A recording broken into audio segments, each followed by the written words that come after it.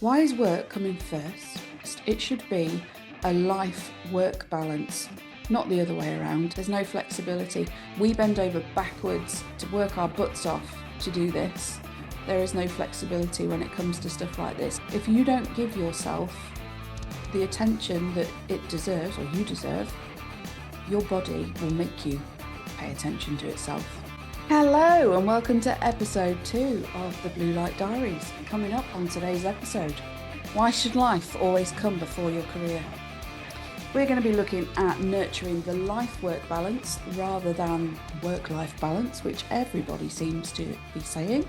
We're going to look at reframing life versus work and also practical steps to review and implement change. So let's have a look at what we've got today. So nurturing a life-work balance, not a work-life balance. This is something that has been around for decades. I myself used to say, I want a healthy work-life balance. Why is work coming first? Life should be the first thing that we consider, the first thing on our priority list. It should be a life-work balance, not the other way around. So it's been referred to a work-life balance for decades, and now it's time for change. What you're actually doing there is psychologically, maybe consciously or unconsciously, you are putting work first before your life. Now, there is only one you. There is nobody to replace you in your life. If anything happens to you, or you go anywhere, you get abducted by aliens, you only get one shot at your life. And I'm sorry to say it, that at work you are replaceable. Not necessarily disposable, you are replaceable. No matter what role you do, there will be another cop to replace you, whether you be on response, firearms, RPU, whatever you do, there will be somebody that fills your shoes, like there was people filling my shoes when I left. But there is nobody that can replace you in your life, and you are irreplaceable to your loved ones. That's why it should be a life-work balance, because you've got to put yourself before any job role. There isn't a job role in the world where you need to be on top of your game, fighting fit, healthy, and that enables you to do your job, perform and do it successfully, keeping everybody happy, keeping the public safe, keeping the public alive, saving people from, death. You need to be on top form to be able to do that effectively. But you've got to put yourself first. You've got to start looking after yourself, because people are burning out. People are getting medically retired. People are off sick because they can't get time off. As an example, my husband's really poorly. He needs me at home because my children aren't able to feed themselves. I need time off. So you go to your skipper. Can I have this week off because my husband's poorly? I've got to look after my kids. No, we can't do that. Sorry, we haven't got enough resources today. You're going to have to ride it out, I'm afraid. That's where it starts. That is where it starts. There's no flexibility. We bend over backwards to work our butts off to do this.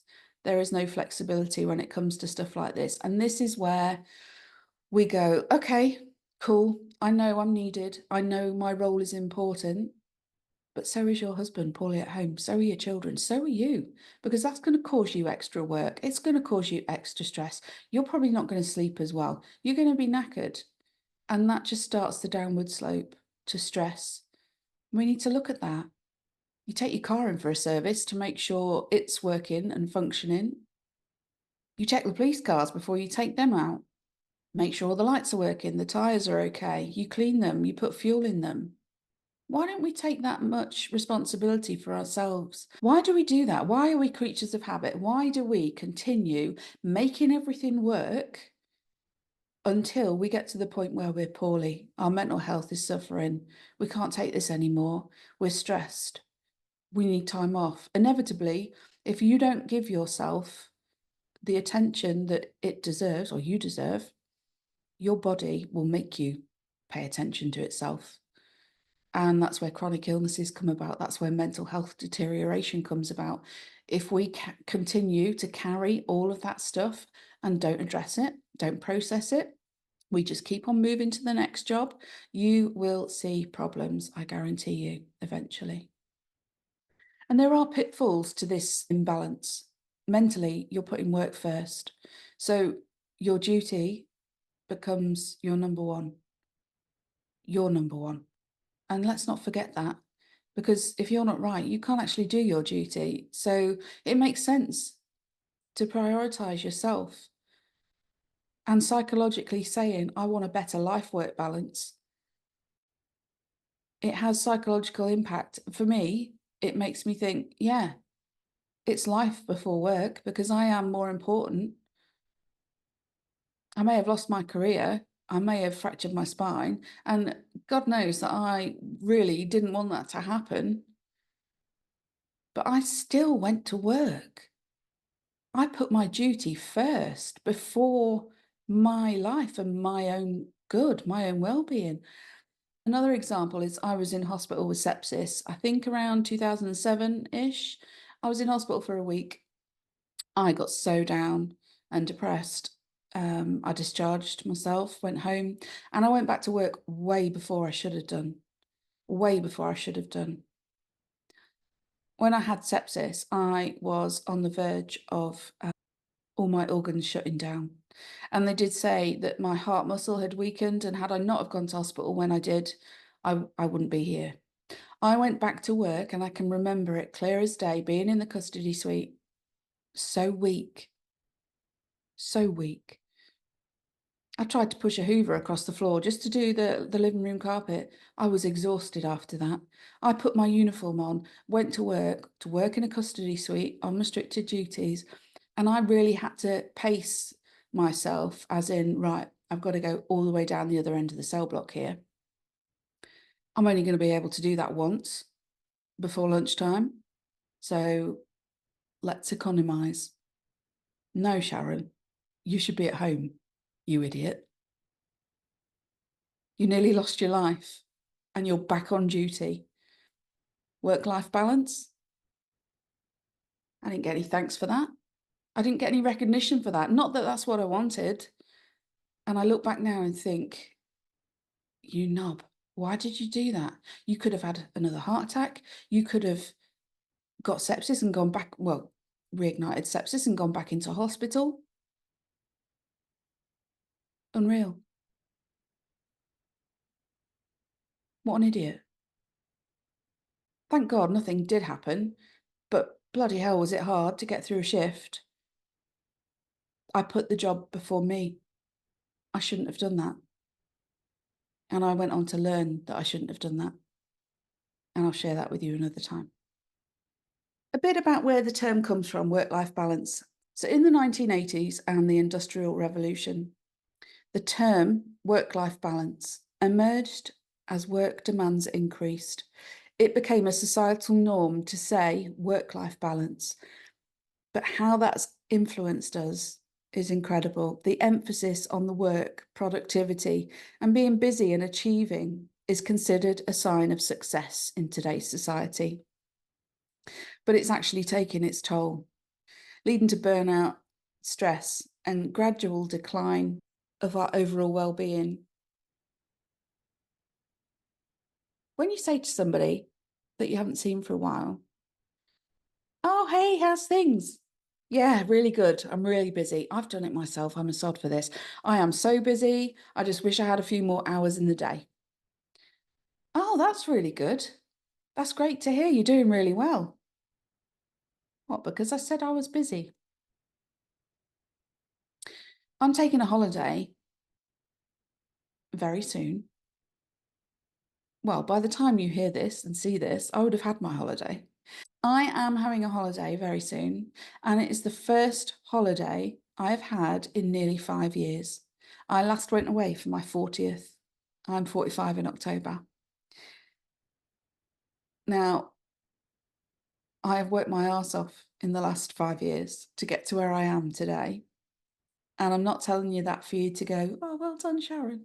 I am telling you that because I have had to actually schedule in my holiday, because if I didn't and get it booked in the diary, I wouldn't have done it.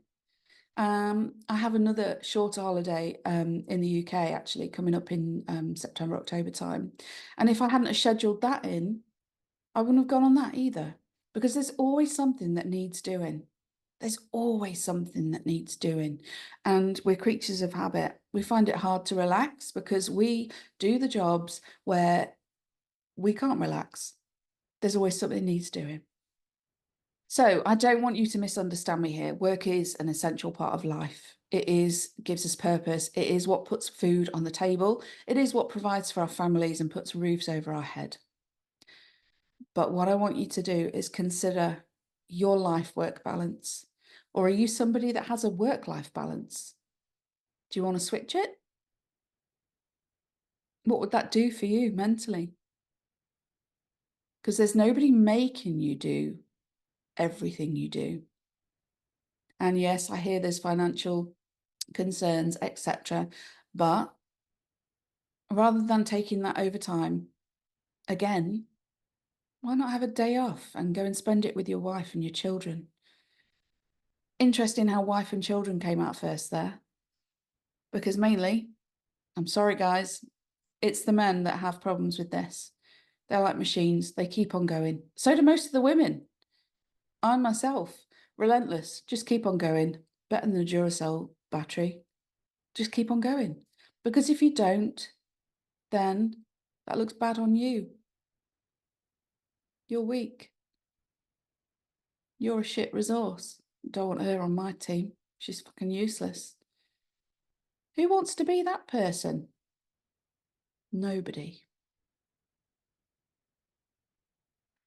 So we all keep doing what we're doing and don't give ourselves a second thought. Just think about that for a moment. Reflect on whether you put the job before your own life. And I understand that some people will give their life for their job. I mean, that's a shit day at work, but it happens. Not intentionally. But those people that we have lost, very, very sadly have lost. Did they put the most into their life or did they put their all into their work? And you don't want to be left with regrets. I don't have any regrets. I've been through a lot of stuff, which you'll find out over time through the podcast. But I don't have any regrets because I wouldn't be where I am today if it wasn't for all those experiences. And that's why I think it's really powerful that we have this podcast where we can share all our unique experiences and learn from one another. And if you want to do that anonymously, you absolutely can, no problem. If you want to come on and be interviewed by me, you absolutely can. Not a problem. I welcome you. But I think what we can all learn from this, certainly so far today, is that life must come first. For you to do your job safely and come home to your loved ones, life must come first. Life-work balance, not a work-life balance. So we need to reframe that balance. And how can we do that? Putting life first over any work to maintain your physical and mental health and general well-being is essential. Prioritizing your life and your personal health, physically and mentally, because let's be right here, we do give our physical health, we look after ourselves physically. You know, we're doing fitness tests every so often, or should be. We keep ourselves fit and healthy in the roles that we do. We need to be fit and healthy. But physical health and mental health aren't on a par. I believe that mental health is more important. It's more important to be healthy mentally. I wouldn't have got through my experiences if I didn't have the mental resilience to get me through the other side, to focus on what I can change, disregard what I can't. And that was bloody hard. But mental health, without that, you can be physically fit. If you can't even get out of bed every day because you're so depressed, you've got PTSD, you're hypervigilant, you're always on the go. You can't switch off. This brain never stops. Doesn't matter that you can bench press your own body weight at the gym, does it? Doesn't matter that you can run a marathon. Let that sink in for a moment. This is what's happening. Stressful jobs, stressful lives, mental decline. Oh, we'll just keep going. It'll be fine. We've done it before. It's worked before. Our brains are pattern producers. They recognize patterns. What's worked for us before, it will do again. It's not always the best thing, because eventually that will stop working and the shit will hit the fan.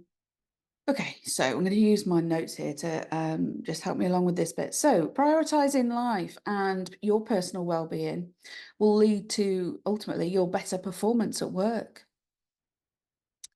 Just refer back to when I was in custody very shortly after I had sepsis. I couldn't have wrestled with any prisoners. I couldn't have done that. I didn't have the physical energy. I was weak. Had I have got myself fully fit again, I wouldn't have needed to be on restricted duties. I could have been out there, on response, going to job to job to job, bringing prisoners into custody instead of looking after them behind the desk. So a life first approach will allow for your career to be sustainable, satisfying, and reduce the chance of burning out. So not only will your career be sustainable, having that life first approach, it'll also be satisfying, and it reduces the chances of you burning out. If you left your role for any reason whatsoever, as I've said, there will always be someone to replace you, but you are irreplaceable. You are irreplaceable. So I've just got some stats for you here, a little bit of interest here. So during 2022 to 23, it's thought that 1.8 million workers reported that they were suffering with work-related ill health, according to the Health and Safety Executive. 1.8 million workers, 22 to 23. Around half of these are related to stress, depression, or anxiety, all of which are manageable with the right tools, skills, and support. But do we seek them? Do we know what those tools are? I mean, you may know a few of them, some of the standard CBT, EMDR. The thing with COPS is EMDR, I mean, I'm going off on a tangent, but EMDR works great if it's one thing, one trauma. Okay, it helps. When you collect all this stuff up like Pac-Man over the years, it's not even going to touch the sides. In fact, nearly all of my clients have said EMDR was rubbish. It was pointless. CBT was rubbish. It was pointless. Now, those treatments aren't rubbish. It's rubbish for what their situation requires. Maybe, just maybe, had the CBT tools been there, or the offer of EMDR had been there, when this first trauma occurred, just maybe they wouldn't be in that position they're in today. Obviously, we don't know that for certain. But yeah, if you're interested in looking at the stats, I'll put the link to where I got that from, the Health and Safety Executive, in the show notes, so you can have a look at that. But yeah, 1.8 million workers through 22-23 are off with mental ill health related to stress, depression, and anxiety. So there are strategies that do exist, as I've mentioned, that you can integrate into life-work balance. There are things that you can do. So let's have a look at some practical steps and review your life-work balance and start to hopefully implement change.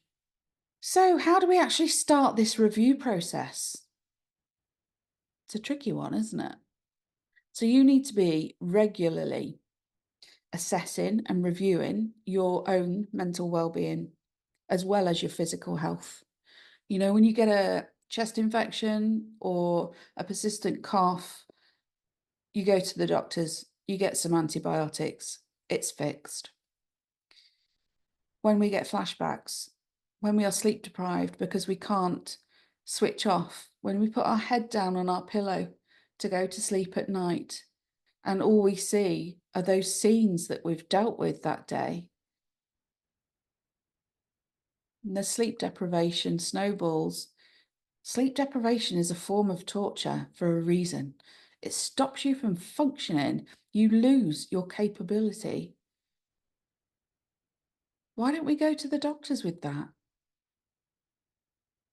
I hear you, because we can't get in front of a GP for love nor money.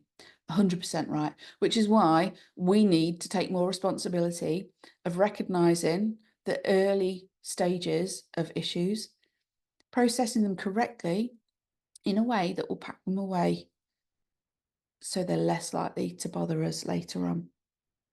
You've got to give time to process stuff like this.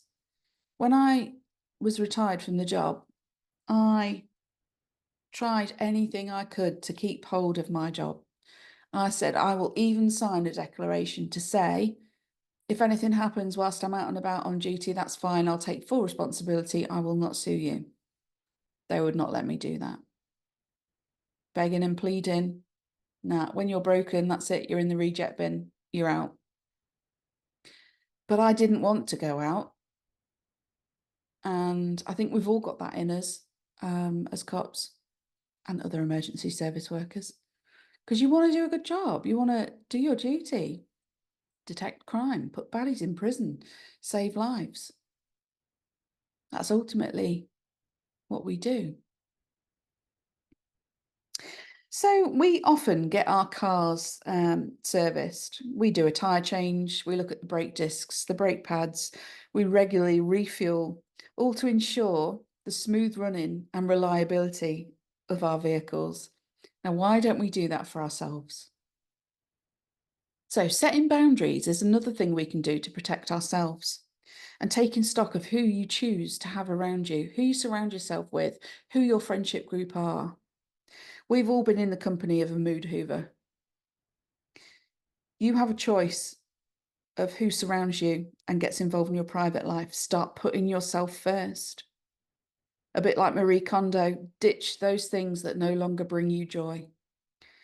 And that includes the mood hoovers, the negativity, the people that think, why? Why are you like that? Why are you doing that? Why? If there's something wrong in your life, do something about it and change it. If there are people that are dragging you down, bringing the worst out in you, not the best out in you, consider you don't need to be surrounding yourself with people like that. You need to surround yourself with people that bring out the best in you, that enhance your life, that help you to thrive.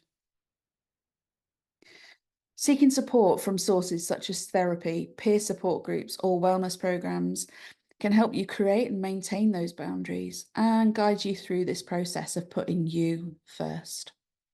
And the best benefit is your partner, your children, your parents, your siblings, your friends will respect you for taking control and making you the best you can be.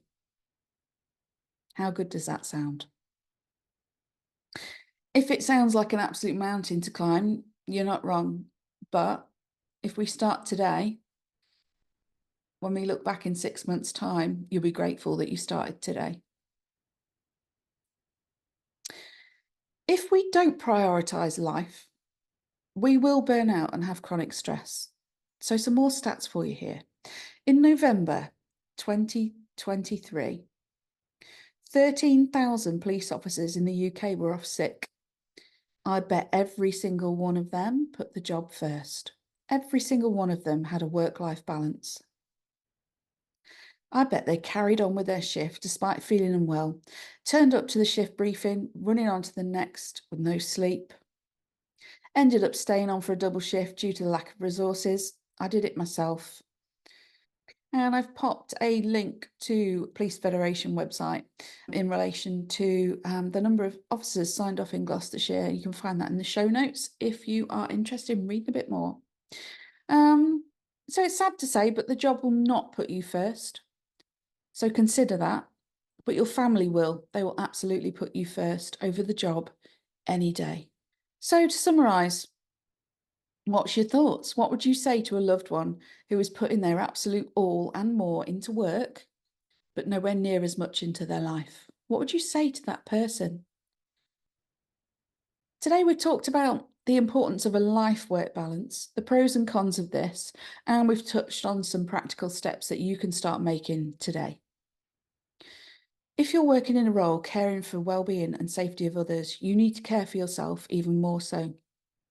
And you may have heard the age-old phrase, you cannot pour from an empty cup. How true is that? So how are you managing the balance? How is your balance? Is it tipped towards the work-life balance? Or are you more life-work balance? Maybe you've got some tips to share. Send them in if you have, and get in touch with any stories or any kind of revelations that you make as a result of this conversation, because it's only when people raise your awareness to things like this that you go, oh my God, I never thought of that. And they're the bits where we learn the most, generally. So have a look at your life-work balance. If it's not life enough, work on making it a bit more life. Because you only get one, and that can very soon be taken. Don't take it for granted. So do get in touch, share the podcast, and when you're ready to talk, I'm here to listen. Thanks for listening. See you next time.